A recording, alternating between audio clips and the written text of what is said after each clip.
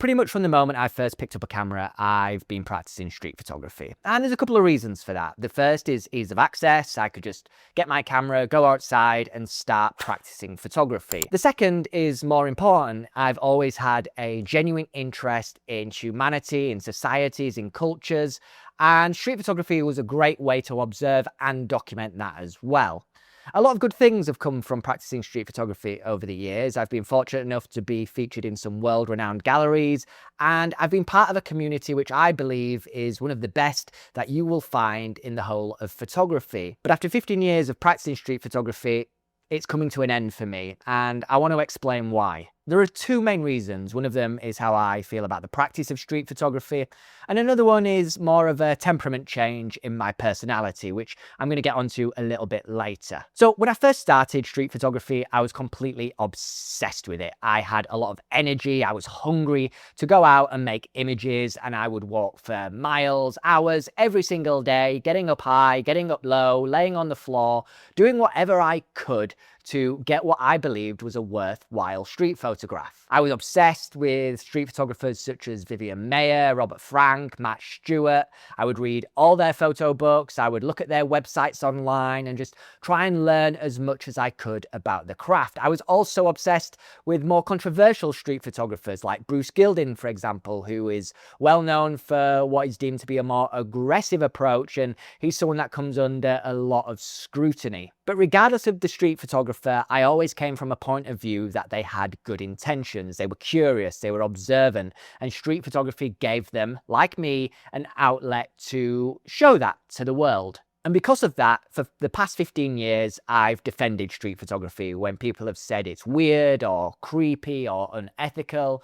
I've sat down and calmly explained why, even though there are some bad eggs, that more often than not, people come with good intentions and don't want to disrupt or disturb anyone in terms of doing the street photography practice. And like I say, I'm not naive. Like every community, there are some bad eggs, and I've called it out myself personally when I've written about it online, either through past publications I've worked for or through working for my publication, Them Frames. But bad eggs don't define a community. And as I say, I've met some great people who do great work, and I know that they come with their own ethical boundaries that make sure that people are respected when they're out making their street photographs. Those beliefs that I've held for the best part of 15 years just made me practice street photography without question. In my eyes, as long as I wasn't acting unlawfully and I knew deep within myself that I had no ill intention, then there's absolutely no issue going out in public and taking photos of strangers essentially without their consent. However, in the past year or so, I've got to be honest, something has started to shift within me, and I'm becoming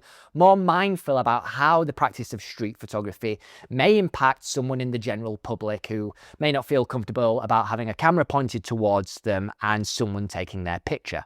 And I want to explain why, because back in the days of Vivian Maier and Robert Frank, images were consumed differently. Only a select few people, relatively speaking, would actually ever see the images that a photographer made because the reach just wasn't there. I mean, in Vivian Maier's case, no one saw the images until after she passed away. And obviously she blew up and became the global sensation that she is today. But the internet changed everything, and accessibility to street photography has changed with it as well. Now I can go out with my camera in the morning, I can edit in the afternoon, and I can share images online in the evening. And when you look at some of the most followed and adored street photographers, then they can share an image and access millions of people with just one frame all around the world. So the reach has completely changed. And what's ironic is that even though we now live in an era where it feels like everybody has a camera and people are more used to people having cameras out in public, the general reaction has become more distrusting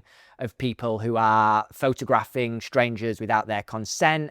And I think that is largely part due to the fact that no one knows nowadays how that image is going to be used and where it's going to be used. And of course, that makes people a little bit uneasy. And I think when you look at a lot of these people that call themselves auditors, who essentially just go out, into the world with their cameras, whether they're making video or images, and without doing too much, the general approach is that they antagonize people, so people then give them a reaction, they can share that on social media and generate lots of views by rage baiting people. And street photography's not been spared of this either. I've watched YouTubers online who, instead of trying to diffuse a confrontation, which the street photography community is always saying that you should, they're trying to bait a confrontation because essentially they know that that's going to get them the most reach, the most scope, and the most views for the content that they're creating. So you won't try and see them explain themselves calmly. Instead, they'll try and shut someone down who is naturally curious